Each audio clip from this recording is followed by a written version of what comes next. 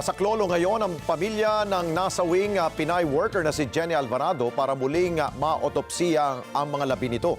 Kumbinsido kasi sila na tinorture at hindi suffocation ang naging sanhi ng kanyang pagkamatay. Mian Corvera sa balita. Okay. Dadagdagan Then I want neuroscreening. Take it or leave it. Let's be firm now. Huwag tayong magbagbuntot sa mga employee na balasubas sa Kuwait. Neuroscreening. Ayaw mo lang, gusto mo lang worker namin, magpanyuro kayo. Kung ayaw nyo, nagdidili-dali kayo, nag-inarti kayo, heck, hagis ko pa kayo sa bintana, sabihin mo.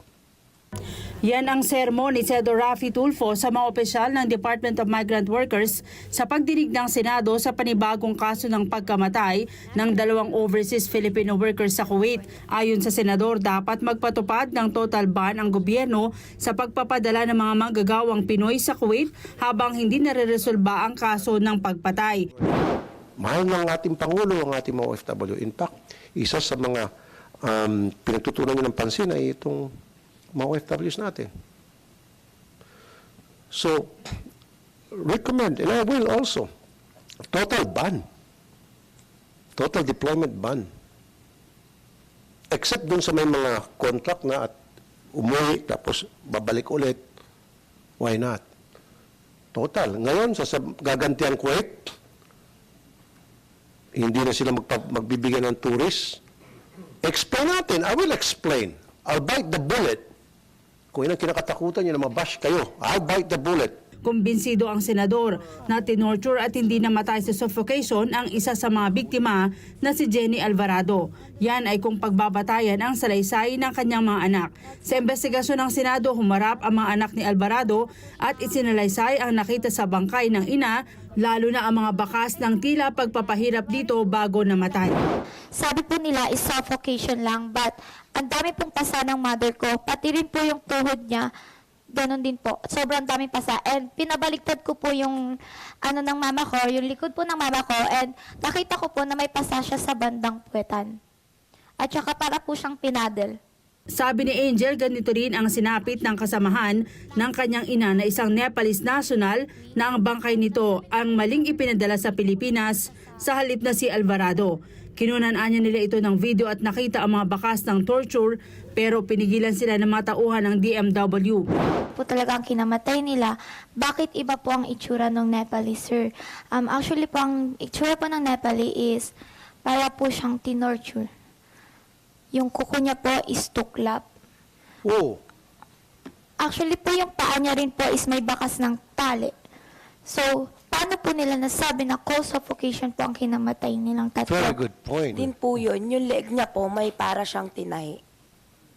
Doon po sa mismong box ng dapat yung nanay namin yung nakalagay doon. Sumbong pa ng anak ng biktima, kwento sa kanila ng mga kaibigan ng kanilang nanay na nagtrabaho din sa Kuwait, kinukulong sa bahay at ginugutom si Jenny, binabastos rin ng kanyang among Kuwaiti. Yung mga kaibigan niya po is kinokontak kami about dun po sa details ng amo niya. And then sinasabi daw po is yung amo niya ay hinihipuan din siya. Kasi yung nanay namin ay hindi po siya nagsasabi sa amin kasi ayaw niya na makita na kumbaga ayaw niyang iparamdam sa amin na nahihirapan siya doon. Kaya hinala ni Senador Raffy Tulfo, pinahirapan muna si Alvarado at dalawa nitong kasamahan bago inilagay sa isang kwarto saka pinausukan. Baka tinorture yun, tapos nilagay doon sa kwarto, kinulong sila at pinaandar yung coal. Humingi sila ng tulong sa Senado para muling isailalim sa autopsy ang bangkay ng kanilang ina. Pero sabi ng Department of Migrant Workers, may ginagawa ng pagsusuri ang NBI sa bangkay ni Alvarado at posibleng ilabas ang resulta ng autopsy sa mga susunod na 2 linggo. Nakipag-ugnayan na rin sila sa Nepalese government para malaman ang resulta ng ginawang pagsusuri sa bangkay ng kasamahan ni Alvarado at dito ibabatay ang kanilang susunod na hakbang. Bukod sa pagkamatay ni Alvarado, sinuri rin ng Senado ang kaso ng pagkamatay ni Daphne na kalaban na natagpo ang patay sa bakuran ng kanyang umano'y employer sa Kuwait. Ayon kay Tulfo, malinaw na may foul play sa pagkamatay ng 2 OFW. Para sa senador, hindi mga OFWs ang nagkakaroon ng problema, kundi mga employer na nagpapahirap at nananakit sa mga kababayan, kaya ilan sa kanila umuuwing bangkay sa Pilipinas. People sending our workers to the lion's den in Kuwait, ang problema ay doon sa employer. No, we're not the problem. The problem is Kuwait. The problem is the government of Kuwait not doing enough. Sabi ng DMW, walang umiiral na ban ngayon kundi deferment o pagbabawal sa deployment ng mga first-time workers o mga walang experience na Pinoy sa pagtatrabaho sa ibang bansa. Aminado naman ang DMW na may malaking gap na kinakaharap ang gobyerno sa pagpapadala ng mga manggagawa sa Kuwait dahil hindi malinaw at walang ginagawang screening sa kanilang mga employers. Mungkahi ng senador magsagawa ng neuro screening sa mga employers sa Kuwait bago sila bigyan ng manggagawang Pinoy. Imbestigahan natin DMW and OWA and the DFA yung anggulong foul play. Ayan na oh.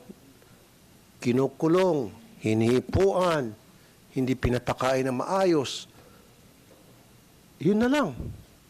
May motibo na. Siguro, pwedeng ginawa ng amo para patahimikin na siya, walain yung problema kasi may malaking problema darating. Nangako ang DMW na maglalabas ng sagot sa rekomendasyon ng total deployment ban sa susunod na 1 linggo. Pero apila ng Senado, laliman pa ang investigasyon, habulin at papanagutin ang employer ng mga biktima. Mayan Corbera para sa Mata ng Agila, matatag, matapang, matapat. Maraming salamat sa inyo pong pagsubaybay sa Mata ng Agila Primetime. Para malaman ang matatag, matapang at matapat na mga balita, i-follow lamang at mag-subscribe sa @Net25 TV.